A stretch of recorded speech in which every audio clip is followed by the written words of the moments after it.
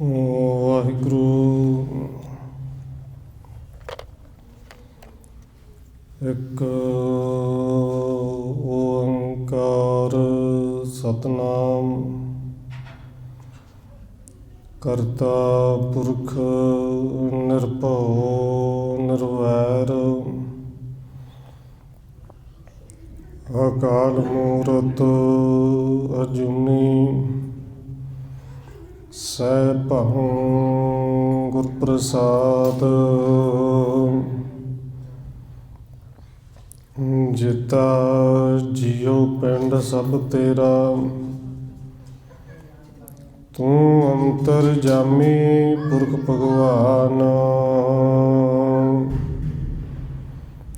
ਦਾਸਣ ਦਾਸ ਕਹੈ ਜਨ ਨਾਨਕ, ਜਿਹਾ ਤੂੰ ਕਰਾਹੇ ਤਿਹਾ ਹਉ ਕਰੀ ਬਖਿਆਣ। ਗੁਰ ਨਾਨਕ ਪਦ ਪੰਕਜ ਬੰਦਨ ਪਾਦ ਪੰਕਜ ਬੰਦਨ। ਸਿਮਰਾਂ ਅੰਗਦ ਦੁਖ ਨਿਕੰਦਨ, ਗੁਰ ਅਮਰਦਾਸ ਹਿਰਦੈ ਨਿਤ ਧਿਆਉ, ਹਿਰਦੈ ਨਿਤ ਧਿਆਉ। ਗੁਰ ਰਾਮਦਾਸ ਗੁਣ ਗਾਉ, ਗੁਰ ਅਰਜਨ ਬਿਘਨ ਨ ਕੇ ਨਾਸਕ, ਬਿਘਨ ਨ ਕੇ ਨਾਸਕ। ਗੁਰ ਹਰਿਗੋਬਿੰਦ ਸ਼ੁਭ ਸੁਮਤਿ ਪ੍ਰਕਾਸ਼ਕ, ਸ਼੍ਰੀ ਹਰਿ ਰਾਇ ਨਮੋ ਕਰ ਜੋਰੀ, ਨਮੋ ਕਰ ਜੋਰੀ। ਸ਼੍ਰੀ ਹਰਿ ਕ੍ਰਿਸ਼ਨ ਮਨਾਉ ਬਹੋਰੀ, ਗੁਰੂ ਤੇਗ ਬਹਾਦਰ ਪਰਮ ਕਿਰਪਾਲਾ ਜੀ, ਪਰਮ ਕਿਰਪਾਲਾ। ਗੁਰ ਗੋਬਿੰਦ ਸਿੰਘ ਬਿਸਾਲਾ, ਤਰੁ ਤਰਾ ਪਰ ਪੁਨ ਪੁਨ ਸੀਸਾ ਜੀ, ਪੁਨ ਪੁਨ ਸੀਸਾ। ਬੰਦੋ ਬਾਰ ਬਾਰ ਜਗਦੀਸ਼ਾ, ਤਰੁ ਤਰਾ ਪਰ ਪੁਨ ਪੁਨ ਸੀਸਾ ਜੀ, ਪੁਨ ਪੁਨ ਸੀਸਾ। ਬੰਦੋ ਬਾਰ ਬਾਰ ਜਗਦੀਸ਼ਾ।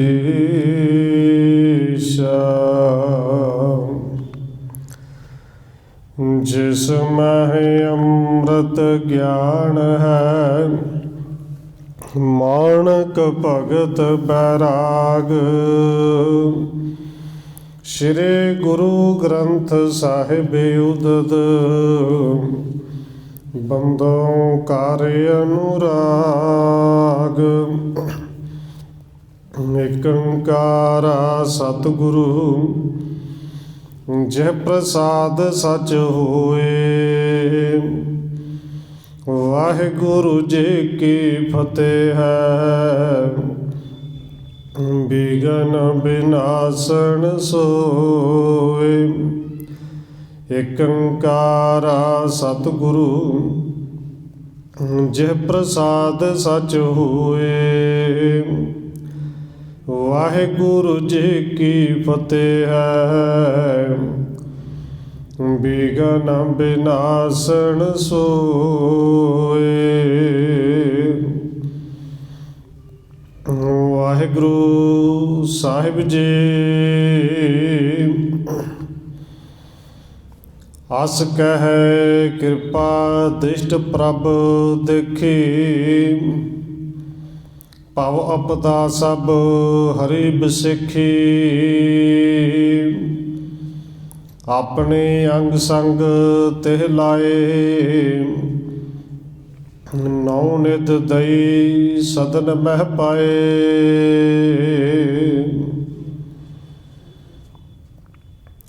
ਪਰਮ ਸਨਮਾਨਯੋਗ ਸਤਿਗੁਰੂ ਚਵਰ ਛਤਰ ਤਖਤ ਦੇ ਮਾਲਕ ਹਾਜ਼ਰਾ ਹਜੂਰ ਜਹਰਾ ਜਹੂਰ ਸ਼ਬਦ ਗੁਰੂ ਜੁਗੋਂ ਜੁਗ ਅਟਲ ਸਤਿਗੁਰੂ ਧੰਨ ਸ਼੍ਰੀ ਗੁਰੂ ਗ੍ਰੰਥ ਸਾਹਿਬ ਮਹਾਰਾਜ ਸੱਚੇ ਪਾਤਸ਼ਾਹ ਜੀ ਦੀ ਪਾਵਨ ਪਵਿੱਤਰ ਹਜ਼ੂਰੀ ਅੰਦਰ ਜੁੜ ਬੈਠੇ ਸਤਸੰਗੀ ਜਨੋ ਆਪ ਜੀ ਵੱਡੇ ਭਾਗਾਂ ਵਾਲੇ ਹੋ ਸਤਿਕਾਰਯੋਗ ਪੂਜਨੀਕ ਧੰਨ ਮਾਤਾ ਰਾਜ ਕੌਰ ਜੀ ਦੇ ਪਾਵਨ ਅਸਥਾਨ ਗੁਰਦੁਆਰਾ ਮੰਜੀ ਸਾਹਿਬ ਵਿਖੇ ਸ਼ਾਮਾਂ ਦੇ ਦੀਵਾਨਾਂ ਦੀਆਂ ਹਾਜ਼ਰੀਆਂ ਭਰ ਰਹੇ ਹੋ। ਰੋਜ਼ਾਨਾ ਦੀ ਤਰ੍ਹਾਂ ਧੰਨ ਗੁਰੂ ਨਾਨਕ ਦੇਵ ਸੱਚੇ ਪਾਤਸ਼ਾਹ ਜੀ ਦੀ ਚੱਲ ਰਹੀ ਲੜੀਵਾਰ ਇਤਿਹਾਸ ਕਥਾ ਦੇ ਨਾਲ ਅਗਲੇਰੀ ਸਾਂਝ ਪਾਉਣ ਤੋਂ ਪਹਿਲਾਂ ਅਸੀਸ ਬਖਸ਼ਿਸ਼ ਕਰੋ ਜੀ। ਰਸਨਾ ਨੂੰ ਕਰੋ ਪਵਿੱਤਰ। ਜਿਤਨੇ ਵੀ ਜੁੜ ਬੈਠੇ ਹੋ ਲੋ ਹਾਜ਼ਰੀ ਆਖੋ ਜੀ। ਵਾਹਿਗੁਰੂ ਜੀ ਕਾ ਖਾਲਸਾ ਵਾਹਿਗੁਰੂ ਜੀ ਕੀ ਫਤਿਹ। ਅਸ ਕਹਿ ਕਿਰਪਾ ਦ੍ਰਿਸ਼ਟ ਪ੍ਰਭ ਦੇਖੇ। ਭਵ ਆਪਦਾ ਸਭ ਹਰਿ ਬਿਸਿਖੀ। ਕਵਿਰਾਜ ਕਵੀ ਸੰਤੋਖ ਸਿੰਘ ਜੀ ਅੱਗੇ ਲਿਖ ਰਹੇ ਨੇ ਕਿ ਜਿਵੇਂ ਕੱਲ ਪਿਛਲੇ ਪ੍ਰਕਰਨਾਂ ਦੇ ਅੰਦਰ ਆਪ ਜੀ ਨੇ ਸਰਵਣ ਕੀਤਾ ਹੈ, ਧੰਨ ਗੁਰੂ ਨਾਨਕ ਦੇਵ ਸੱਚੇ ਪਾਤਸ਼ਾਹ ਜੀ ਕਰਤਾਰਪੁਰ ਸਾਹਿਬ ਤੋਂ ਪਿੰਡਾਂ ਦੇ ਵਿੱਚ ਨਿਕਲੇ ਨੇ ਔਰ ਸਿੱਖਾਂ ਦੇ ਪ੍ਰੇਮ ਭਾਵਨਾ ਵੇਖ ਰਹੇ ਨੇ। ਇੱਕ ਸਿੱਖ ਜਿਹਦੇ ਘਰ ਵਿੱਚ ਭਾਵਨਾ ਇੰਨੀ ਹੈ, ਗਰੀਬੀ ਉਨੀ ਆਜ਼ਾਦੀ, ਕਿ ਜਿੰਦਾ ਬੱਚਾ ਵੀ ਭੱਠੀ ਦੇ ਵਿੱਚ ਡਿੱਗ ਕੇ ਸੜ ਕੇ ਮਰ ਜਾਂਦਾ ਹੈ, ਪਰ ਉਹ ਸਿੱਖ ਬੀਬੀ ਬਿਲਕੁਲ ਆਵਾਜ਼ ਨਹੀਂ ਕੱਢਦੀ, ਇਸ ਕਰਕੇ ਕਿ ਜੇ ਪਤਾ ਲੱਗ ਗਿਆ ਗੁਰੂ ਸਾਹਿਬ ਨੇ ਪ੍ਰਸ਼ਾਦਾ ਨਹੀਂ ਛਕਣਾ। ਇਹ ਪ੍ਰਸੰਗ ਆਪ ਜੀ ਨੇ ਸਰਵਣ ਕੀਤਾ। ਗੁਰੂ ਸਾਹਿਬ ਜੀ ਨੇ ਉਸ ਬੱਚੇ ਨੂੰ ਕੋਲ ਬੁਲਾਇਆ ਹੈ ਔਰ ਕਹਿਣ ਲੱਗੇ, ਬੱਚਿਆ ਤੈਨੂੰ ਪਤਾ ਤੇਰੇ ਮਾਂ ਪਿਓ ਤੈਨੂੰ ਵੇਚਣ ਵਾਸਤੇ ਚੱਲੇ ਨੇ, ਇਹਨਾਂ ਵੇਚ ਆਉਣਾ ਹੈ। ਤੇ ਜਿਹੜਾ ਵਿਕਿਆ ਹੋਇਆ ਫਿਰ ਉਹ ਆਪਣੇ ਮਾਲਕ ਦੇ ਹਰ ਇੱਕ ਹੁਕਮ ਨੂੰ ਮੰਨਦਾ ਹੈ।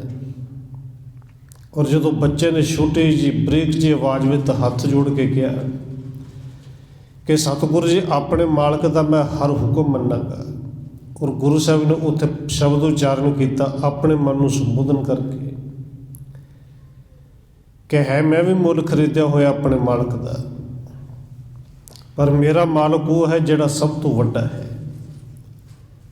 ਇਹਨੇ ਬਚਨ ਕਹਿ ਕੇ ਗੁਰੂ ਸਾਹਿਬ ਜੀ ਨੇ ਕਿਰਪਾ ਦੀ ਦ੍ਰਿਸ਼ਟੀ ਨਾਲ ਉਸ ਬੱਚੇ ਵੱਲ ਦੇਖਿਆ ਤੇ ਉਹਦੇ ਸਾਰੇ ਦੁੱਖ ਕਲੇਸ਼ ਸੰਕਟ ਜਿਹੜੇ ਦੂਰ ਕਰ ਦਿੱਤੇ।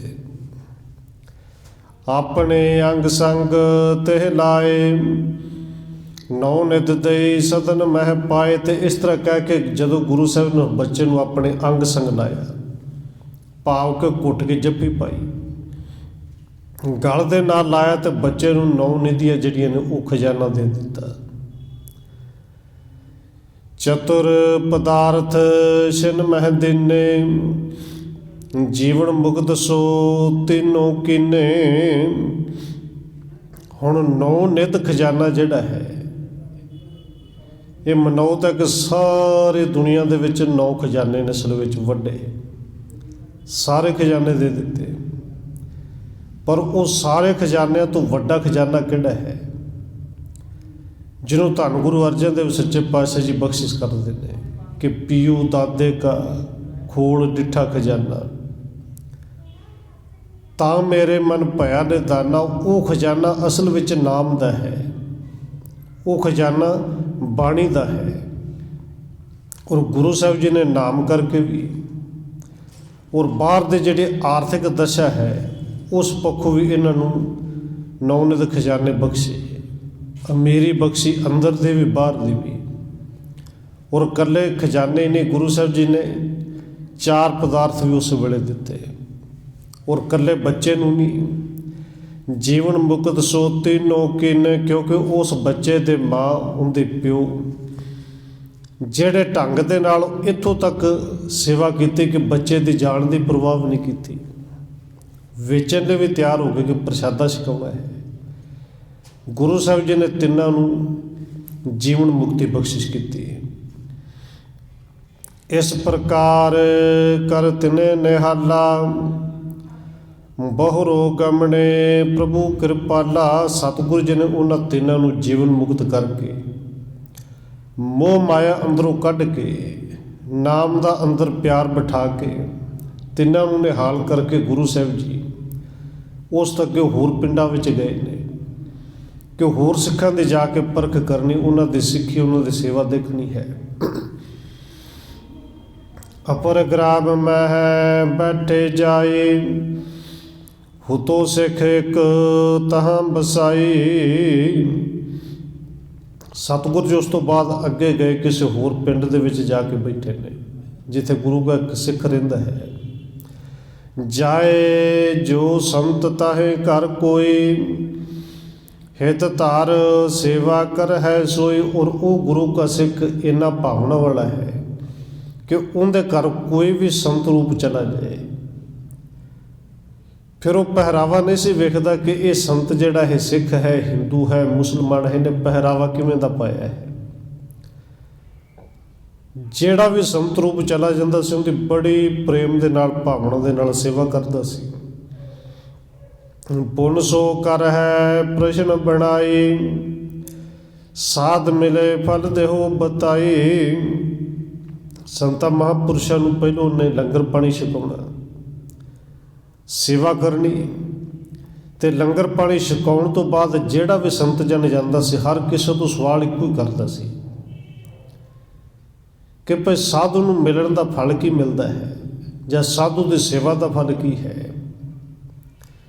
ਤਿਸ ਕੇ ਮਨਸ਼ਾ ਪੂਰਨ ਕਾਜਾ, ਗਮਣੇ ਸਦਨ ਗਰੀਬ ਨਿਵਾਜਾ। ਹੁਣ ਸਤਿਗੁਰੂ ਜੀ ਇਸ ਸਿੱਖ ਦੀ ਇਹ ਮਨਸ਼ਾ ਪੂਰੀ ਕਰਨ ਵਾਸਤੇ, ਇਹਨੂੰ ਸਮਝਾਉਣ ਵਾਸਤੇ ਕਿ ਸਾਧ ਦੀ ਸੰਗਤ ਦਾ ਫਲ ਕੀ ਹੈ। ਧੰਨ ਗੁਰੂ ਨਾਨਕ ਦੇਵ ਸੱਚੇ ਪਾਤਸ਼ਾਹ ਜੀ ਇਸ ਸਿੱਖ ਦੇ ਘਰ ਵਿੱਚ ਚੱਲ ਕੇ ਗਏ। ਸਾਦਰ ਬੰਦੇ ਪਦ ਅਰਬਿੰਦਾ, ਬੈਠਾਰੇ ਕਰ ਹਿਰਦੇ ਆਨੰਦਾ। ਔਰ ਇਸ ਸਿੱਖ ਨੇ ਸਤਿਗੁਰੂ ਧੰਨ ਗੁਰੂ ਨਾਨਕ ਸਾਹਿਬ ਦੇ ਦਰਸ਼ਨ ਵੀ ਕੀਤੇ ਸਨ। ਇਹ ਜਾਣਦਾ ਵੀ ਕਿ ਸਤਿਗੁਰੂ ਧੰਨ ਗੁਰੂ ਨਾਨਕ ਸਾਹਿਬ ਜੀ ਨੇ ਵੇਖ ਕੇ ਇੰਨਾ ਚਾਅ ਚੜ੍ਹਿਆ, ਗੁਰੂ ਸਾਹਿਬ ਦੇ ਚਰਨਾਂ ਦੇ ਵਿੱਚ ਆ ਕੇ ਸਿਰ ਰੱਖ ਦਿੱਤਾ ਔਰ ਦੋਵੇਂ ਹੱਥ ਜੋੜ ਕੇ ਸਤਿਗੁਰੂ ਜੀ ਨੂੰ ਨਮਸਕਾਰ ਕਰਕੇ ਪ੍ਰਸੰਨ ਹੁੰਦਾ ਹੋਇਆ ਘਰ ਦੇ ਵਿੱਚ ਲੈ ਗਿਆ। ਬੜੇ ਆਦਰ ਸਤਿਕਾਰ ਦੇ ਨਾਲ ਬਿਠਾਇਆ। ਅਦਕ ਭਾਉ ਸੋ ਸੇਵਾ ਕੀਨੀ, ਪ੍ਰੇਮ ਭਗਤ ਮਹਿ ਮਤ ਜਿਹੇ ਭੀਨੀ। ਇਹਨਾਂ ਪ੍ਰੇਮਾ ਭਗਤੀ ਦੇ ਵਿੱਚ ਦੋਵਾਂ ਜੀਆਂ ਦੀ ਮੱਤ ਜਿਹੜੀ ਭਿੱਜੀ ਹੋਈ ਸੀ, ਅਤੇ ਆਪਣੇ ਉਸ ਮੱਤ ਦੇ ਅਨੁਸਾਰ, ਪ੍ਰੇਮਾ ਭਗਤੀ ਦੇ ਅਨੁਸਾਰ ਇਹਨਾਂ ਨੇ ਪੂਰੀ ਪ੍ਰੇਮਾ ਭਗਤੀ ਦੇ ਨਾਲ ਸੇਵਾ ਕੀਤੀ। ਪੁਨ ਬੂਝਣ ਲਾਗਿਓ ਤਿਸ ਭਾਏ, ਸਾਧ ਮਿਲੇ ਫਲ ਦੇਹੋ ਬਤਾਏ। ਅਤੇ ਜਿਵੇਂ ਹਰ ਇੱਕ ਸਾਧੂ ਤੋਂ ਪੁੱਛਦਾ ਸੀ, ਇਸੇ ਤਰ੍ਹਾਂ ਸਤਿਗੁਰੂ ਜੀ ਨੂੰ ਲੰਗਰ ਪਾਣੀ ਛਕਾਇਆ ਜਾਂ ਦੁੱਧ ਦਾ ਪਿਆਲਾ ਛਕਾਇਆ। ਅਤੇ ਬਾਅਦ ਵਿੱਚ ਹੱਥ ਤੋਂ ਆ ਕੇ ਸਵਾਲ ਕਰਦਾ ਸਤਿਗੁਰੂ ਜੀ, ਕਿਸੇ ਸਾਧ ਨੂੰ ਮਿਲੀਏ ਅਤੇ ਸਾਧੂ ਨੂੰ ਮਿਲਣ ਦਾ ਫਲ ਕੀ ਹੁੰਦਾ ਹੈ, ਮੈਨੂੰ ਇਹਦੇ ਬਾਰੇ ਸਮਝਾਓ। ਬਹੁਤਨ ਸੰਗ ਪ੍ਰਸ਼ਨ ਮੈਂ ਕੀਨੋ, ਮੋਕੋ ਕਿਨਹੋ ਨਾ ਉੱਤਰ ਦਿਨੋ। ਸਤਿਗੁਰੂ ਜੀ ਇਹ ਸਵਾਲ ਮੈਂ ਬੜੇ ਸਾਧਾਂ ਤੋਂ ਕੀਤਾ, ਜਿਹੜੇ ਵੀ ਸਾਧੂ ਹੁੰਦੇ ਨੇ ਸੇਵਾ ਮੈਂ ਸਭ ਦੀ ਕਰਨਾ ਔਰ ਸਵਾਲ ਵੀ ਸਭ ਤੋਂ ਕਰਨਾ,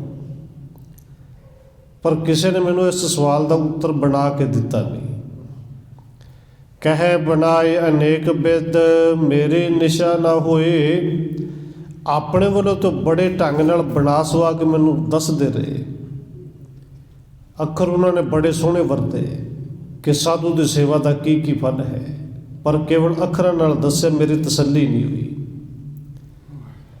ਪੂਰਨ ਸਤਿਗੁਰੂ ਆਪ ਹੋ ਉੱਤਰ ਦੇ ਜੈ ਸੋਏ। ਸਤਿਗੁਰੂ ਜੀ ਤੁਸੀਂ ਤੇ ਪੂਰਨ ਸਮਰੱਥ ਗੁਰੂ ਹੋ, ਇਸ ਕਰਕੇ ਕਿਰਪਾ ਕਰਕੇ ਤੁਸੀਂ ਮੈਨੂੰ ਸਮਝਾਓ।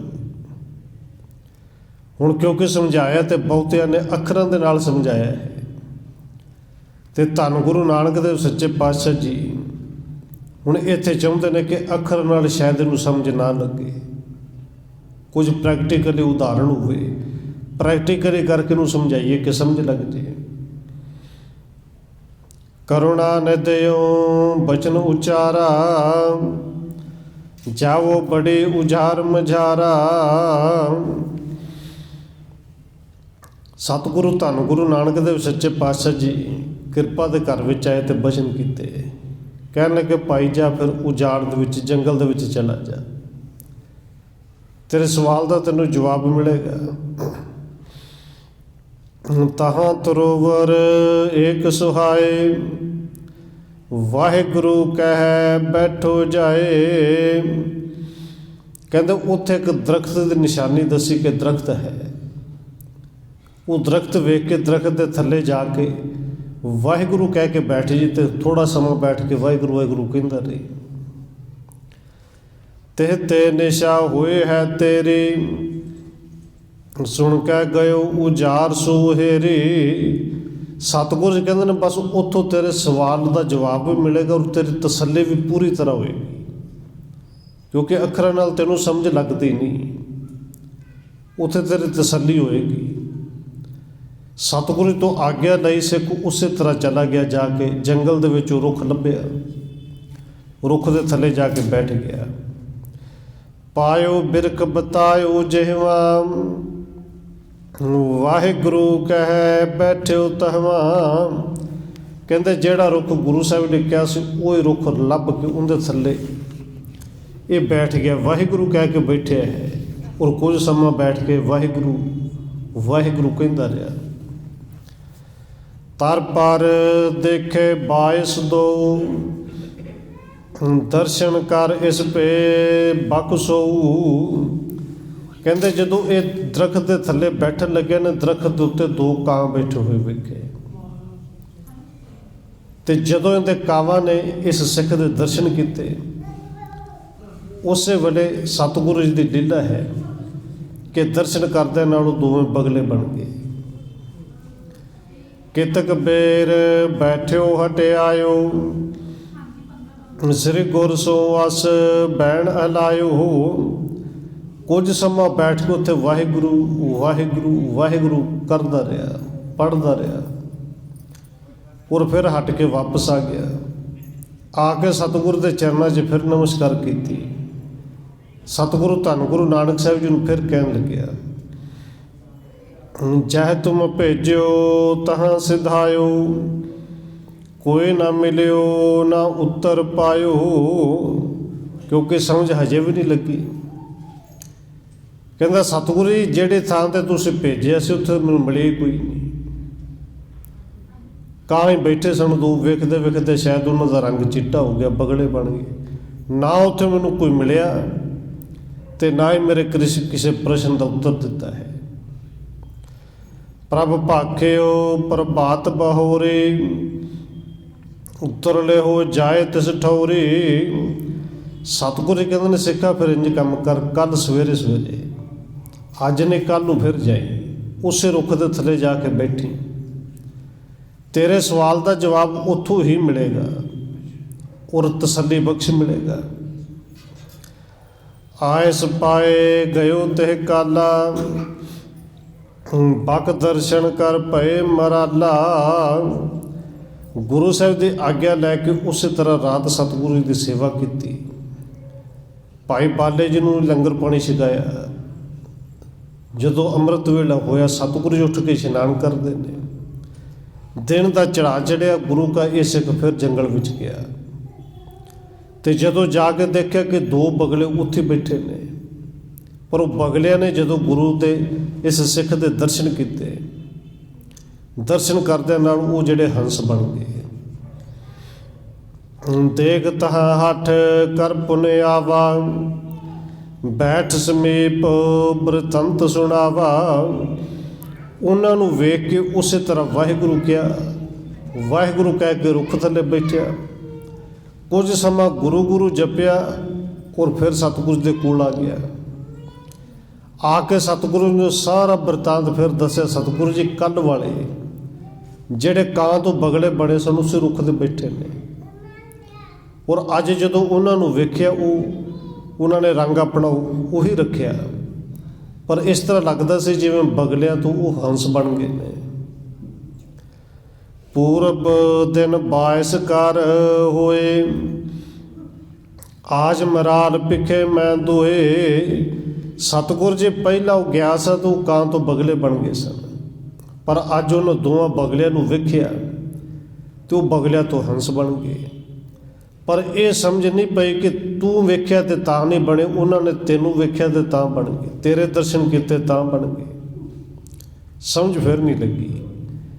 ਉੱਤਰ ਪਾਏ ਜਾਏ ਤਵ ਸੰਸਾਰ, ਜਹਾਂ ਬਿਰਾਜਤ ਹੈ ਸੇ ਹੰਸਾ।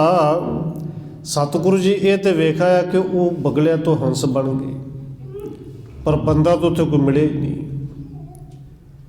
ਕਿਸੇ ਨੇ ਮੇਰੇ ਸਵਾਲ ਦਾ ਜਵਾਬ ਦਿੱਤਾ ਹੀ ਨਹੀਂ, ਤੇ ਜਦੋਂ ਤੱਕ ਜਵਾਬ ਨਾ ਮਿਲੇ ਚੰਗੀ ਤਰ੍ਹਾਂ ਤਸੱਲੀ ਬਖਸ਼, ਮੇਰੇ ਸੰਸ਼ੇ ਕਿਵੇਂ ਦੂਰ ਹੋਣਾ। ਗਮਨੇ ਉੱਠ ਪ੍ਰਭਾਤ ਬਹੋਰੇ, ਹੰਸਮ ਦੇਖਿਓ ਜਬ ਇਸ ਓਰੇ। ਸਤਿਗੁਰੂ ਜੀ ਕਹਿੰਦੇ ਨੇ ਫਿਰ ਕੱਲ੍ਹ ਨੂੰ ਫਿਰ ਜਾਈ, ਉਸੇ ਰੁੱਖ ਦੇ ਥੱਲੇ ਜਵਾਬ ਮਿਲੇਗਾ। ਇਹ ਸਿੱਖ ਤੀਸਰੇ ਦਿਨ ਫਿਰ ਸਵੇਰੇ ਸਵੇਰੇ ਗਿਆ। ਉਸੇ ਤਰ੍ਹਾਂ ਜਾ ਕੇ ਜਦੋਂ ਰੁੱਖ ਦੇ ਥੱਲੇ ਇਹਨੇ ਵਾਹਿਗੁਰੂ ਕਿਹਾ ਹੈ, ਉਹ ਜਿਹੜੇ ਹੰਸ ਉੱਥੇ ਬੈਠੇ ਨੇ, ਹੰਸਾਂ ਨੇ ਇਸ ਸਿੱਖ ਦੇ ਦਰਸ਼ਨ ਕੀਤੇ। ਇਹ ਸੰਤ ਰੂਪ ਹੈ, ਪਰ ਇਹਨੂੰ ਆਪਣੇ ਆਪ 'ਚ ਪਤਾ ਹੀ ਨਹੀਂ ਕਿ ਜਿਹੜੇ ਸਾਧੂ ਦੇ ਦਰਸ਼ਨਾਂ ਦਾ ਫਲ ਮੈਂ ਚਾਹੁੰਦਾ, ਉਹ ਸਾਧੂ ਤੇ ਮੈਂ ਆਪ ਹੀ ਹਾਂ। ਸਾਧਾਂ ਦੀ ਸੇਵਾ ਕਰਦਾ ਕਰਦੇ ਸਾਧ ਤੇ ਮੈਂ ਆਪ ਬਣ ਗਿਆ, ਮੇਰਾ ਮਨ ਸਾਧਿਆ ਗਿਆ ਹੈ, ਪਰ ਹੈ ਬਿਲਕੁਲ ਸਿੱਧਾ। ਨਹੀਂ ਸਮਝ ਲੱਗੇ। ਕਹਿੰਦੇ ਹੰਸਾਂ ਨੇ ਦਰਸ਼ਨ ਕੀਤੇ, ਸੋ ਮਨੁੱਖ ਤਨ ਤੂਰਨ ਹੋਏ, ਬੈਠੇ ਤਰਵਰ ਕੇ ਤਰ ਦੋਏ। ਕਹਿੰਦੇ ਉਹਨਾਂ ਹੰਸਾਂ ਨੇ ਇਸ ਸਿੱਖ ਦੇ ਦਰਸ਼ਨ ਕੀਤੇ। ਇਹ ਹੰਸਾਂ ਤੋਂ ਅੱਜ ਮਨੁੱਖ ਬਣ ਗਏ, ਮਨੁੱਖਾਂ ਵਾਲਾ ਸਰੀਰ ਹੋ ਗਿਆ। ਇਹ ਇੱਕ ਮਰਦ ਤੇ ਇੱਕ ਔਰਤ ਪਤੀ ਪਤਨੀ ਨੇ। ਇਹ ਉਸ ਸਿੱਖ ਦੇ ਕੋਲ ਆ ਕੇ ਥੱਲੇ ਬੈਠ ਗਏ। ਜਾਏ ਨਿਕਟ ਕਹਿ ਪੈਰੇ ਪਾਨਾ, ਬੈਠਿਓ ਤੇ ਸੋ ਬਚਨ ਬਖਾਨਾ। ਉਹ ਦੋਵੇਂ ਆਏ ਨੇ, ਆ ਕੇ ਦੋਵਾਂ ਨੇ ਸਿੱਖ ਦੇ ਚਰਨਾਂ ਦੇ ਵਿੱਚ ਹੱਥ ਲਾਉਂਦਿਆਂ ਹੋਇਆ ਕਿਹਾ ਕਿ ਪੈਰੀ ਪਵਨਾ ਜੀ, ਕਿਉਂਕਿ ਉਸ ਸਮੇਂ ਭਾਈ ਸਾਹਿਬ ਭਾਈ ਗੁਰਦਾਸ ਜੀ ਨੇ ਵੀ ਬਚਨ ਕਹੇ ਨੇ ਕਿ ਪੈਰੀ ਪਵਨਾ ਆਮ। ਅੱਜ ਜਿਵੇਂ ਆਪਾਂ ਗੁਰਫਤਿਹ ਬੁਲਾਉਂਦੇ ਹਾਂ, ਉਦੋਂ ਆਮ ਸੀ ਸਿੱਖ ਮਿਲਦਾ ਸੀ ਤੇ ਪੈਰੀ ਪਵਨਾ ਕਹਿੰਦੇ ਸਨ। ਸਿੱਖ ਨੂੰ ਜਦੋਂ ਕਿਹਾ ਕਿ ਪੈਰੀ ਪਵਨਾ, ਤੇ ਸਿੱਖ ਨੇ ਇੱਕਦਮ ਪੈਰ ਵੀ ਪਿੱਛੇ ਖਿੱਚੇ ਵੀ ਮੇਰੇ ਪੈਰੀ ਕਿਉਂ ਪਾਉਂਦੇ, ਮੈਂ ਤਾਂ ਇੱਕ ਆਮ ਜਿਹਾ ਸਿੱਖ ਹਾਂ, ਮੇਰੇ ਪੈਰੀ ਕਿਉਂ ਪਾਉਂਦੇ। ਪੈਰੀ ਤੇ ਪੈਣਾ ਗੁਰੂ ਦੇ ਪਵੋ, ਪੈਰੇ ਤੇ ਪੈਣਾ ਹੈ ਤੇ ਜਾ ਕੇ ਕਿਸੇ ਸਾਧ ਦੇ ਪਵੋ। ਕਿਉਂਕਿ ਭੁਲੇਖਾ ਇਹਨੂੰ ਇਹ ਸੀ ਕਿ ਸ਼ਾਇਦ ਸਾਧ ਜਿਹੜਾ ਹੈ ਕੋਈ ਚੋਲਾ ਹੈ, ਇਹ ਵੀ ਕੱਪੜਿਆਂ ਨੂੰ ਸਾਧ ਸਮਝਦਾ ਸੀ, ਪਰ ਅਸਲ ਵਿੱਚ ਐਨ ਬਿਲਕੁਲ ਜਿਹਨੂੰ ਜੱਟ ਜ਼ਿਮੀਂਦਾਰ ਕਿਹਾ ਜਾਂਦਾ ਹੈ, ਉਸੇ ਤਰ੍ਹਾਂ ਦਾ ਘਰ ਗ੍ਰਸਤੀਆਂ ਵਾਲਾ ਪਹਿਰਾਵਾ, ਪਰ ਸੰਤ ਆਪ ਹੈ। ਸਮਝ ਨਹੀਂ ਸੀ। ਸਾਧ ਮਿਲੇ ਕੋ ਫਲ ਕਿਆ ਹੋਈ, ਮੋਹ ਬਤਾਏ ਦੀਜੀਐ ਸੋਈ।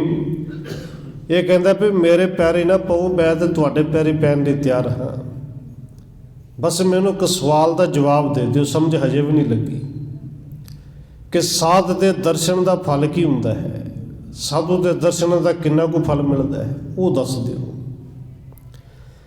ਸੁਣਤ ਸਰੋਣ ਨਿਤ ਬਚਨ ਉਚਾਰੇ, ਅਬ ਲੋ ਮਨ ਮਹਿ ਨਹਿ ਨਿਸਾ ਤੁਮਾਰੇ।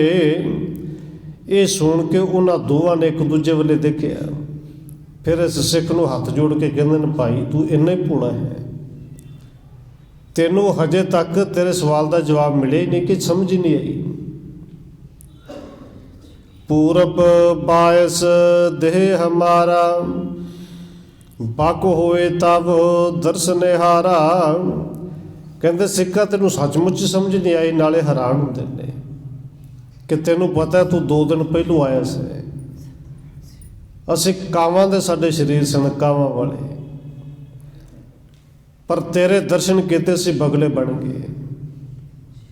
ਅਗਲੇ ਦਿਨ ਆਇਆ, ਤੇਰੇ ਦਰਸ਼ਨ ਫਿਰ ਕੀਤੇ, ਅਸੀਂ ਬਗਲਿਆਂ ਤੋਂ ਹੰਸ ਬਣ ਗਏ। ਤੁਮ ਕਰਣਾ ਪੁਣ ਭਏ ਮਰਾਲਾ, ਦੇ ਦਰਸ ਤੁਮ ਕਰੇ ਨਿਹਾਲਾ। ਤੁਹਾਡੇ ਦਰਸ਼ਨ ਕਰਨ ਨਾਲ ਅਸੀਂ ਬਗਲਿਆਂ ਤੋਂ ਹੰਸ ਬਣ ਗਏ। ਮਹਾਰਾਜ ਤੁਸੀਂ ਆਪ ਹੀ ਸਾਧੂ ਹੋ, ਦਰਸ਼ਨ ਤੁਹਾਡੇ ਕੀਤੇ ਤੇ ਸਾਡਾ ਇੰਨਾ ਭਲਾ ਹੋ ਗਿਆ। ਪੁਨ ਆਇਓ ਹੋਏ ਨਰ ਤਾਂ ਨਰ ਨਾਰੀ, ਸਾਧ ਮਿਲੇ ਫਲ ਰਹੋ ਵਿਚਾਰੀ। ਹੁਣ ਅੱਜ ਆਏ ਹੋ ਤੇ ਤੁਹਾਡੇ ਵਰਗੇ ਸਾਧਾਂ ਦੇ ਦਰਸ਼ਨ ਕੀਤੇ ਸੀ, ਹੰਸਾਂ ਤੋਂ ਮਨੁੱਖ ਬਣ ਗਏ। ਹੁਣ ਸਾਧੂ ਨੂੰ ਮਿਲਣ ਦਾ ਫਲ ਕਿੰਨਾ ਕੁ ਹੈ ਭਈ ਹੁਣ ਤੇ ਸਮਝ ਲੈ। ਅਸਲ ਵਿੱਚ ਕਾਂ ਤੋਂ ਬਗਲੇ, ਬਗਲੇ ਤੋਂ ਹੰਸ, ਹੰਸ ਤੋਂ ਮਨੁੱਖ। ਸਰੀਰ ਤੇ ਭਾਵੇਂ ਨਾ ਬਦਲਦੇ ਹੁਣ ਸਾਧੂ ਦੇ ਦਰਸ਼ਨ ਕਰਕੇ, ਪਰ ਸਤਿਗੁਰੂ ਜੀ ਨੇ ਪਾਵਨ ਬਚਨ ਕਹੇ ਨੇ ਬਾਣੀ ਦੇ ਵਿੱਚ ਕਿ ਉਹ ਬਿਰਤੀ ਜ਼ਰੂਰ ਬਦਲ ਜਾਂਦੀ ਹੈ। ਜਿਹੜੀ ਕਾਵਾਂ ਵਾਲੀ ਸੀ, ਬਗਲ ਸਮਾਧੇ ਵਾਲੀ ਸੀ, ਕਿਤੇ ਹੰਸ ਬਣ ਕੇ ਬੈਠਦੇ ਸਨ, ਉਹ ਬਿਰਤੀ ਜ਼ਰੂਰ ਬਦਲਦੀ ਹੈ। ਔਰ ਸਤਿਗੁਰੂ ਦੀ ਬਾਣੀ ਦੇ ਵਿੱਚ ਪਾਵਨ ਬਚਨ ਕਹੇ ਨੇ ਕਿ ਸਤਿਗੁਰੂ ਜੀ ਪਸ਼ੂ ਤੇ ਪ੍ਰੇਤਾਂ ਤੋਂ ਮਨੁੱਖ ਬਣਾ ਦਿੰਦੇ ਨੇ। ਸਤਿਗੁਰੂ ਦਾ ਪਾਵਨ ਬਚਨ ਹੈ, ਕੱਚੋ ਕੰਚਨ ਭਇਓ, ਸ਼ਬਦ ਗੁਰ ਸਰਵਣੈ ਸੁਣਿਓ। ਗੁਰੂ ਦੇ ਬਾਣੀ ਦਾ ਸ਼ਬਦ ਸੁਣਿਆ, ਕੱਚ ਤੋਂ ਸੋਨਾ ਬਣ ਗਏ। ਕੱਚੋ ਕੰਚਨ ਭਇਓ, ਸ਼ਬਦ ਗੁਰ ਸਰਵਣੈ ਸੁਣਿਓ, ਬਿਖ ਤੇ ਅੰਮ੍ਰਿਤ ਹੋਇਓ। ਨਾਮ ਸਤਿਗੁਰ ਮੁਖ ਪੜਿਓ, ਜਿਨ੍ਹਾਂ ਨੇ ਮੁਖ ਦੇ ਨਾਲ ਜਪਿਆ ਉਹ ਜ਼ਹਿਰ ਤੋਂ ਅੰਮ੍ਰਿਤ ਹੋ ਗਏ। ਉੱਥੇ ਸਤਿਗੁਰੂ ਜੀ ਨੇ ਪਾਵਨ ਬਚਨ ਕਹੇ, ਕਾਠੋ ਸ੍ਰੀਖੰਡ ਸਤਿਗੁਰੂ ਕੀਓ, ਦੁੱਖ ਦਰਿਦਰ ਤਿੰਨ ਕੇ ਗਏ। ਤੇ ਖੀਰ ਤੇ ਪਾਵਨ ਬਚਨ ਕਹੇ, ਕਹਿਣ ਲੱਗੇ ਜਿਨ੍ਹਾਂ ਨੇ ਦਰਸ਼ਨ ਕੀਤੇ ਉਹ ਪਸ਼ੂ ਪ੍ਰੇਤ ਵਾਲੀ ਬਿਰਤੀ ਜਿਨ੍ਹਾਂ ਦੀ ਸੀ, ਉੱਥੋਂ ਦੇਵਤੇ ਬਣ ਗਏ। ਲੋਹੋ ਹੋਇਓ ਲਾਲ ਨਜ਼ਰ ਸਤਿਗੁਰ ਜਦ ਧਾਰੈ, ਪਾਹਣ ਮਾਣਕ ਕਰੈ ਗਿਆਨ ਗੁਰ ਕਹਿਓ ਵਿਚਾਰੈ। ਕਾਠੋ ਸ੍ਰੀਖੰਡ ਸਤਿਗੁਰ ਕੀਓ, ਦੁੱਖ ਦਰਿਦਰ ਤਿਨ ਕੇ ਗਏ। ਸਤਿਗੁਰ ਚਰਨ ਜਿਨ ਪਰਸਿਆ, ਸੇ ਪਸ਼ੂ ਪ੍ਰੇਤ ਸੁਰ ਨਰ ਪਏ। ਉਹ ਪਸ਼ੂ ਮਨੁੱਖ ਥੋੜ੍ਹੀ ਬਣ ਗਏ, ਉਹ ਪ੍ਰੇਤ ਮਨੁੱਖ ਨਹੀਂ ਬਣੇ। ਅਸਲ ਵਿੱਚ ਉਹ ਪਸ਼ੂ ਬਿਰਤੀ ਵਾਲੇ, ਪ੍ਰੇਤ ਵਰਤੀ ਵਾਲੇ ਜਿਹੜੇ ਨੇ ਉਹ ਦੇਵਤੇ ਬਣ ਗਏ। ਔਰ ਇਸੇ ਨੂੰ ਸਤਿਗੁਰੂ ਜੀ ਨੇ ਪਾਵਨ ਬਚਨ ਕਹੇ ਨੇ। ਆਸਾ ਕੀ ਵਾਰ ਦੇ ਵਿੱਚ ਆਪਾਂ ਰੋਜ਼ ਪੜ੍ਹਦੇ ਹਾਂ, ਰੋਜ਼ ਸੁਣਦੇ ਹਾਂ ਕਿ ਬਨਹਾਰੇ ਗੁਰ ਆਪਣੇ ਦਿਹਾੜੇ ਸਦਵਾਰ, ਜਿਨ ਮਾਨਸ ਤੇ ਦੇਵਤੇ ਕੀਏ। ਹੁਣ ਮਨੁੱਖ ਨੂੰ ਦੇਵਤੇ ਬਣਾਇਆ ਤੇ ਦੇਵਤੇ ਕੋਈ ਕਿਸੇ ਹੋਰ ਵੱਖਰੀ ਥਾਂ 'ਤੇ ਥੋੜ੍ਹੀ ਰਹਿੰਦੇ ਨੇ, ਕੋਈ ਉੱਡਣ ਵਾਲੇ ਥੋੜ੍ਹੀ ਨੇ।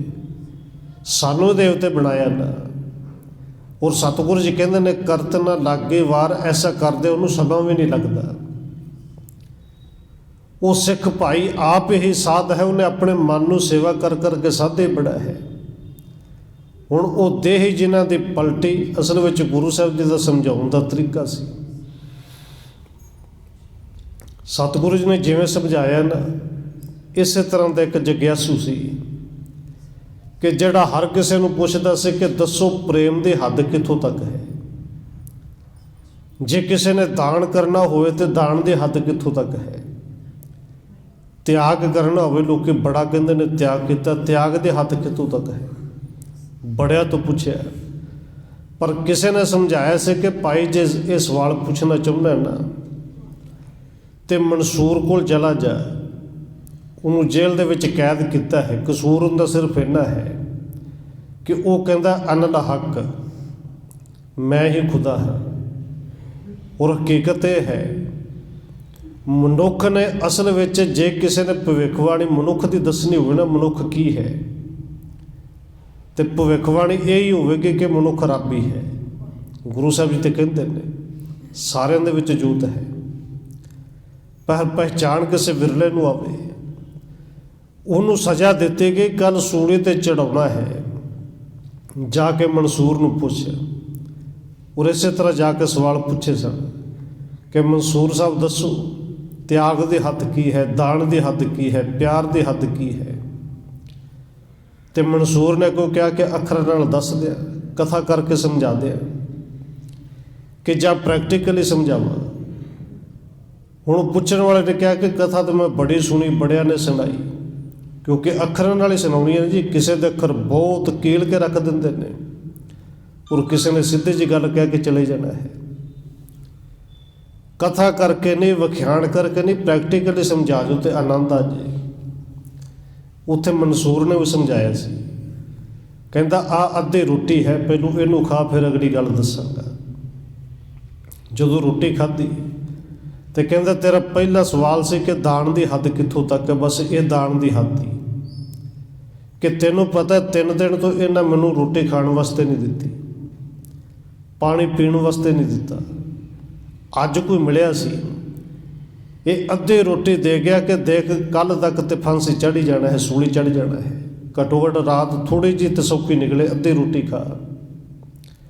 ਇਹ ਅੱਧੀ ਰੋਟੀ ਵੀ ਮੈਂ ਰੱਖ ਲਈ ਸੀ, ਕੋਈ ਨਾ ਕੋਈ ਲੋੜਵੰਦ ਆਏ ਜੇ ਕਿਸੇ ਜਾਨਵਰ ਦੇ ਮੂੰਹ 'ਚ ਪੈ ਜੇ, ਕਿਉਂਕਿ ਜੇ ਮਾਰੇ ਜਾਣਾ ਕੱਲ ਸਰੀਰ ਛੱਡ ਹੀ ਦੇਣਾ, ਫਿਰ ਕੀ ਲੋੜ ਖਾਣ ਦੀ। ਇਹ ਤਿਆਗ ਦੀ ਹੱਦ ਹੈ, ਇਹ ਅਸਲ ਵਿੱਚ ਦਾਨ ਦੀ ਹੱਦ ਹੈ। ਤੇ ਅਗਲਾ ਸਵਾਲ ਸੀ ਤਿਆਗ ਦੀ ਹੱਦ ਕਿੱਥੋਂ ਤੱਕ ਹੈ। ਤੇ ਮਨਸੂਰ ਕਹਿੰਦਾ ਬਸ ਸਿਰਫ 1 ਮਿੰਟ ਅੱਖਾਂ ਬੰਦ ਕਰ, ਤਿਆਗ ਦੀ ਹੱਦ ਵੀ ਦੱਸ ਦਿਆਂ। ਕਹਿੰਦੇ ਪੁੱਛਣ ਵਾਲੇ ਨੇ ਅੱਖਾਂ ਬੰਦ ਕੀਤੀਆਂ, ਮਨਸੂਰ ਲੰਮੇ ਪੈ ਗਿਆ, ਵਿੱਚੋਂ ਸਵਾਸ ਜਿਹੜੇ ਰੋਕ ਲਏ ਜਾਂ ਚੜਾ ਲਏ। ਇਹਨੇ ਅੱਖਾਂ ਖੋਲੀਆਂ, ਵੇਖ ਕੇ ਡਰ ਗਿਆ ਕਿ ਸ਼ਾਇਦ ਮਰ ਗਿਆ ਹੈ। ਜਦੋਂ ਡਰਿਆ ਉੱਠ ਕੇ ਲੱਗਿਆ ਭੱਜਣ, ਮਨਸੂਰ ਨੇ ਆਵਾਜ਼ ਮਾਰੀ, ਕਹਿੰਦੇ ਆ ਜਾ। ਇਹ ਤਿਆਗ ਦੀ ਹੱਦ ਹੈ ਕਿ ਸਰੀਰ ਦੇ ਵਿੱਚੋਂ ਜਦੋਂ ਚਾਹਾਂ ਇਸ ਜਿੰਦ ਨੂੰ ਵਿੱਚੋਂ ਮੈਂ ਕੱਢ ਸਕਣਾ, ਸਵਾਸ ਵਿੱਚੋਂ ਕੱਢ ਸਕਣਾ, ਪਰ ਉਸ ਅੱਲਾ ਦੇ, ਉਸ ਖੁਦਾ ਦੇ ਹੁਕਮ ਦੇ ਵਿੱਚ ਰਹਿਣਾ ਹੈ। ਕਰ ਸਕਣਾ ਪਰ ਕਰਦਾ ਨਹੀਂ, ਤਿਆਗ ਦੀ ਹੱਦ ਹੈ। ਤੇ ਜੇ ਪਿਆਰ ਦੇ ਬਾਰੇ ਪੁੱਛਣਾ, ਪਿਆਰ ਦੀ ਕੀ ਹੱਦ, ਫਿਰ ਕੱਲ੍ਹ ਨੂੰ ਆ ਜੀ ਕਚਹਿਰੀ ਵਿੱਚ। ਜਦੋਂ ਇਹਨਾਂ ਸੂਲੀ 'ਤੇ ਲਟਕਾਉਣਾ, ਲਟਕਾਉਣ ਤੋਂ ਬਾਅਦ ਸਰੀਰ ਦੇ ਟੁਕੜੇ ਕਰਨੇ ਨੇ ਨਾ, ਫਿਰ ਤੈਨੂੰ ਸਮਝ ਲੱਗੇਗੀ। ਕਹਿੰਦੇ ਪਿਆਰ ਦੀ ਹੱਦ ਕੀ ਹੈ। ਅਗਲੇ ਦਿਨ ਸੂਲੀ 'ਤੇ ਚੜਾਇਆ, ਮਨਸੂਰ ਦੇ ਸਰੀਰ ਦੇ ਟੁਕੜੇ ਵੀ ਕੀਤੇ, ਔਰ ਇੱਕ ਟੁਕੜਾ ਇਸ ਪੁੱਛਣ ਵਾਲੇ ਸਵਾਲੀ ਦੇ ਕੋਲ ਵੀ ਡਿੱਗਿਆ। ਉਸ ਟੁਕੜੇ ਦੇ ਵਿੱਚੋਂ ਵੀ ਆਵਾਜ਼ ਆ ਰਹੀ ਸੀ, ਅਨਲ ਹੱਕ, ਅਨਲ ਹੱਕ, ਕਿ ਦੇਖ ਇਸ ਗੱਲ ਨੂੰ ਸਮਝ, ਪਿਆਰ ਦੀ ਕੋਈ ਹੱਦ ਨਹੀਂ, ਪਿਆਰ ਦੀ ਕੋਈ ਹੱਦ ਨਹੀਂ। ਔਰ ਸਤਿਗੁਰੂ ਜੀ ਨੇ ਸਾਨੂੰ ਉਦਾਹਰਨਾਂ ਜਿਹੜੀ ਦਿੱਤੀਆਂ ਨਾ ਪਿਆਰ ਦੇ ਬਾਬਤ, ਮਛਲੀ ਦੇ ਨਾਲ ਤੁਲਨਾ ਦਿੱਤੀ ਕਿ ਮੱਛੀ ਨੂੰ ਕਿਸੇ ਨੇ ਫੜਿਆ ਵੀ, ਉਹਨੂੰ ਵੱਢ ਵੀ ਲਿਆ, ਚੀਰ ਵੀ ਲਿਆ, ਬਣਾ ਵੀ ਲਿਆ, ਖਾ ਵੀ ਲਿਆ, ਪਰ ਪਾਣੀ ਦੇ ਨਾਲੋਂ ਪਿਆਰ ਫਿਰ ਵੀ ਨਹੀਂ ਖਤਮ ਹੋਇਆ। ਪਿਆਰ ਦੀ ਕੋਈ ਹੱਦ ਥੋੜ੍ਹੀ ਹੈ।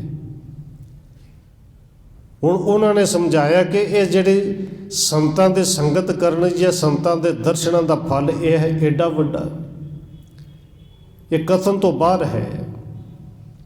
ਅੰਦਰ ਦੇ ਸ਼ੰਕੇ ਖਤਮ ਹੋ ਗਏ। ਕਹਿੰਦੇ ਧੰਨ ਧੰਨ ਹੈ ਸਤਿਗੁਰੂ ਤੇਰੇ, ਹੋਏ ਪਤਿਤ ਪਾਵਨ ਜਨ ਹੇਰੇ। ਇਹ ਦੋਵੇਂ ਹੱਥ ਜੋੜ ਕੇ ਕਹਿੰਦੇ ਨੇ ਭਾਈ ਸਿੱਖਾ, ਤੂੰ ਸਾਧੂ, ਅਸਲ ਵਿੱਚ ਸਾਧੂ ਤੂੰ ਹੈ, ਤੇਰਾ ਗੁਰੂ ਧੰਨ ਹੈ, ਧੰਨ ਹੈ ਤੇਰਾ ਸਤਿਗੁਰੂ, ਕਿ ਜਿਨ੍ਹਾਂ ਨੇ ਐਸੇ ਸਿੱਖ ਪੈਦਾ ਕੀਤੇ ਨੇ ਜਿਹੜੇ ਸਿੱਖਾਂ ਦੇ ਦਰਸ਼ਨ ਕਰਕੇ ਸਾਡੇ ਵਰਗੇ ਪਾਪੀ ਤਰ ਜਾਂਦੇ ਨੇ। ਤਿਨ ਕੋ ਦਰਸ਼ਨ ਹਮੇ ਕਰਾਵੂ, ਮਹਾ ਮੋਹ ਕੋ ਭਰਮ ਮਿਟਾਓ। ਉਸ ਸਿੱਖ ਨੂੰ ਕਹਿੰਦੇ ਨੇ ਭਾਈ ਤੇਰਾ ਤੇ ਭਲਾ ਹੋ ਗਿਆ, ਤੈਨੂੰ ਐਸਾ ਸਮਰੱਥ ਗੁਰੂ ਮਿਲਿਆ ਹੈ। ਜਿਹੜੇ ਗੁਰੂ ਦੇ ਸਿੱਖ ਦੇ ਚੇਲੇ ਦੇ ਦਰਸ਼ਨ ਕਰਕੇ ਸਾਡਾ ਭਲਾ ਹੋਇਆ, ਸਾਡੇ ਤੇ ਇੱਕ ਭਲਾ ਹੋਰ ਕਰ, ਉਸ ਗੁਰੂ ਦੇ ਦਰਸ਼ਨ ਸਾਨੂੰ ਵੀ ਕਰਾ। ਹਰਖਤ ਹੈ ਤਿਨ ਸੰਗ ਲੈ ਚਲ ਆਏ ਗੁਰ ਪਾਸ।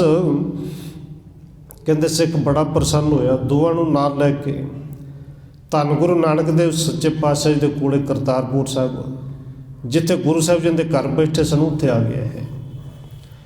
ਹੋਏ ਅਦੀਨ ਬੰਧਨ ਕਰੈ ਹਟੇ ਮੋਹ ਕੀ ਫਾਸ।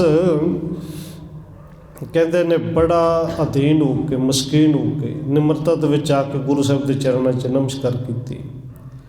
ਅੰਦਰ ਜਿੰਨੇ ਸ਼ੰਕੇ ਸਨ, ਜਿੰਨੇ ਮੂੰਹ ਦੀਆਂ ਪਾਈਆਂ ਸਨ, ਸਾਰੀਆਂ ਇਕੱਠੀਆਂ ਗਈਆਂ। ਸ੍ਰੀ ਗੁਰ ਪਣਿਓ ਨਿਸ਼ਾ ਤਵ ਹੋਈ, ਕੀਨ ਬਿਨਾ ਬੰਦੇ ਕਰ ਦੋਈ। ਸਤਿਗੁਰੂ ਜੀ ਕਹਿੰਦੇ ਭਾਈ ਸਿੱਖਾ, ਸਵਾਲ ਦਾ ਜਵਾਬ ਮਿਲ ਗਿਆ, ਤਸੱਲੀ ਹੋ ਗਈ ਪੂਰੀ ਤਰ੍ਹਾਂ। ਇਸ ਸਿੱਖ ਨੇ ਹੱਥ ਜੋੜ ਕੇ ਫਿਰ ਬੇਨਤੀ ਕੀਤੀ, ਕਰਤਾ ਪੁਰਖ ਮਿਲੇ ਜਬ ਆਏ, ਕਿਉਂ ਨਾ ਨਿਸੇ ਹੋਵੇ ਮਨ ਭਾਏ। ਸਤਿਗੁਰੂ ਜੀ ਜਦੋਂ ਕਰਤਾ ਪੁਰਖ ਆਪ ਆ ਕੇ ਮਿਲ ਜਾਵੇ, ਫਿਰ ਤਸੱਲੀ ਕਿਉਂ ਨਾ ਹੋਵੇ। ਹੁਣ ਦੇਖੋ, ਗੁਰੂ ਸਾਹਿਬ ਨੇ ਤਸੱਲੀ ਕਰਾਉਣ ਵਾਸਤੇ ਸਾਰਾ ਕੁਛ ਕੀਤਾ।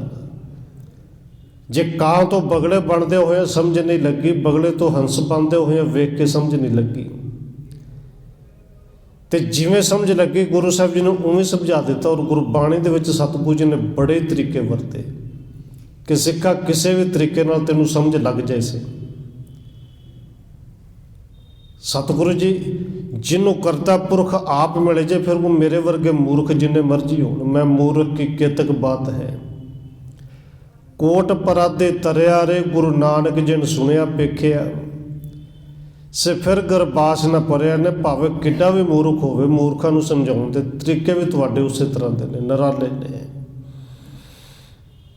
ਸੁਣ ਕੇ ਪ੍ਰਭ ਕਿਰਪਾਲ ਤਿਹ ਕਾਲਾ, ਬੋਲੇ ਬਚਨ ਪ੍ਰਸਿੱਧ ਵਿਸਾਲਾ। ਸਤਿਗੁਰੂ ਜੀ ਨੇ ਇਸ ਸਿੱਖ ਦੇ ਬੋਲ ਸੁਣੇ ਭਾਵਨਾ ਵਾਲੇ। ਗੁਰੂ ਸਾਹਿਬ ਜੀ ਪ੍ਰਸੰਨ ਹੋ ਕੇ ਫਿਰ ਬੋਲੇ, ਜਨਮ ਮਰਨ ਕੇ ਬੰਧਨ ਤੇਰੇ, ਸੰਤ ਸੇਵ ਨਾਸੇ ਇੱਕ ਬੇਰੇ। ਸਤਿਗੁਰੂ ਕਹਿੰਦੇ ਭਾਈ ਤੂੰ ਪੁੱਛਿਆ ਸੀ ਨਾ ਸੰਤਾਂ ਦੀ ਸੰਗਤ ਦਾ ਫਲ ਕੀ ਹੈ, ਬਸ ਇਹ ਸਮਝ ਲੈ ਕਿ ਇਹ ਫਲ ਤੇਰੇ ਜਨਮ ਮਰਨ ਦੇ ਸਾਰੇ ਜਿਹੜੇ ਚੱਕਰ ਨੇ ਕੱਟੇ ਗਏ, ਜਨਮ ਮਰਨ ਦੇ ਬੰਧਨ ਕੱਟੇ ਗਏ ਨੇ ਸਿਰਫ ਸੇਵਾ ਕਰ ਕਰਕੇ। ਪਰਾ ਲਬਦ ਸੋ ਭੋਗਣ ਭੋਗ, ਬਹੁ ਪ੍ਰਾਪਤ ਹੈਵ ਕਰ ਲੋਗ। ਸਤਿਗੁਰੂ ਜੀ ਕਹਿੰਦੇ ਨੇ ਭਾਗਾਂ ਦੇ ਅਨੁਸਾਰ ਜੀਵਨ ਭੋਗੋ। ਲੰਬੇ ਸਮੇਂ ਤੋਂ ਬਾਅਦ ਇਹ ਮਨੁੱਖਾ ਦੇਹੀ ਮਿਲੀ ਹੈ, ਇਸ ਦੇਹੀ ਨੂੰ ਤੁਸੀਂ ਸਫਲ ਕਰ ਲਿਆ ਹੈ। ਅਸ ਬਰ ਦੇ ਕਰ ਕੀਨ ਪਿਆਨਾ, ਕਲੁਖ ਮਿਟੇ ਜਿਹੇ ਕਰਤ ਧਿਆਨਾ। ਕਹਿੰਦੇ ਜਿਹੜੇ ਸਤਿਗੁਰੂ ਧੰਨ ਗੁਰੂ ਨਾਨਕ ਸਾਹਿਬ ਦੇ ਧਿਆਨ ਧਰੀਏ ਤੇ ਦੁੱਖ ਕੱਟੇ ਜਾਂਦੇ ਨੇ, ਜਿਨ੍ਹਾਂ ਦਾ ਸਿਮਰਨ ਕਰੀਏ ਤੇ ਪਾਪ ਮਿਟ ਜਾਂਦੇ ਨੇ। ਐਸੇ ਸਤਿਗੁਰੂ ਜੀ ਨੇ ਕਿਰਪਾ ਕੀਤੀ, ਇਸ ਸਿੱਖ ਨੂੰ ਨਿਹਾਲ ਕੀਤਾ, ਫਿਰ ਅੱਗੇ ਚਲੇ ਗਏ। ਸ੍ਰੀ ਕਰਤਾਰਪੁਰੇ ਪੁਨੇ ਆਏ, ਮਿਲ ਕੇ ਸਭ ਸੇਵਕ ਹਰਖਾਏ। ਇਸ ਤਰ੍ਹਾਂ ਕਈ ਸਿੱਖਾਂ ਦੇ ਪਿਆਰ ਦੀ ਪਰਖ ਕਰਕੇ, ਕਈਆਂ ਦਾ ਉਧਾਰ ਕਰਕੇ, ਭਲਾ ਕਰਕੇ ਸਤਿਗੁਰੂ ਜੀ ਕਰਤਾਰਪੁਰ ਸਾਹਿਬ ਫਿਰ ਵਾਪਸ ਆ ਗਏ। ਇੱਥੇ ਜਿੰਨੇ ਸਿੱਖ ਸਨ, ਸੇਵਕ ਸਨ, ਦਰਸ਼ਨ ਕੀਤੇ, ਬੜੇ ਪ੍ਰਸੰਨ ਹੋਏ। ਰਹੇ ਤਹਾਂ ਪੁਨ ਗਮਣੇ ਨਾਹੀ, ਕਰੇ ਦਰਸ਼ਨਾਰ ਕਾਲੁਖ ਨਸਾਹੀ। ਕਹਿੰਦੇ ਫਿਰ ਸਤਿਗੁਰੂ ਜੀ ਆ ਕੇ ਕਰਤਾਰਪੁਰ ਦੇ ਵਿੱਚ ਰਹਿਣ ਲੱਗ ਗਏ, ਹੋਰ ਕਿਤੇ ਅੱਗੇ ਨਹੀਂ ਗਏ। ਸੇਵਕ ਸਿੱਖ ਦਰਸ਼ਨ ਕਰਦੇ ਨੇ, ਉਹਨਾਂ ਦੇ ਪਾਪ ਕੱਟੇ ਜਾਂਦੇ ਨੇ। ਇੱਥੇ ਕਵੀ ਰਾਜ ਨੇ ਅਧਿਆਇ ਖਤਮ ਕੀਤਾ। ਫਿਰ ਕਰਤਾਰਪੁਰ ਸਾਹਿਬ ਦੇ ਵਿੱਚ ਰਹਿ ਕੇ ਜਿਵੇਂ ਗੁਰੂ ਸਾਹਿਬ ਜੀ ਸਿੱਖਾਂ ਦਾ ਉਧਾਰ ਕਰਦੇ ਨੇ, ਭਲਾ ਕਰਦੇ ਨੇ, ਇਹ ਅਗਲੇ ਅਧਿਆਇ ਵਿੱਚ ਆਪਾਂ ਕੱਲ੍ਹ ਸਾਂਝਾ ਕਰਾਂਗੇ। ਹੋਈਆਂ ਭੁੱਲਾਂ ਦੀ ਖਿਮਾ। ਆਓ 1-2 ਮਿੰਟ ਹੋਰ ਰਸਨਾ ਦੇ ਨਾਲ ਹਾਜ਼ਰੀ ਲਵਾਈਏ, ਫਿਰ ਸਮਾਪਤੀ ਹੈ ਜੀ। ਵਾਹਿਗੁਰੂ ਵਾਹਿਗੁਰੂ ਵਾਹਿਗੁਰੂ ਵਾਹਿਗੁਰੂ।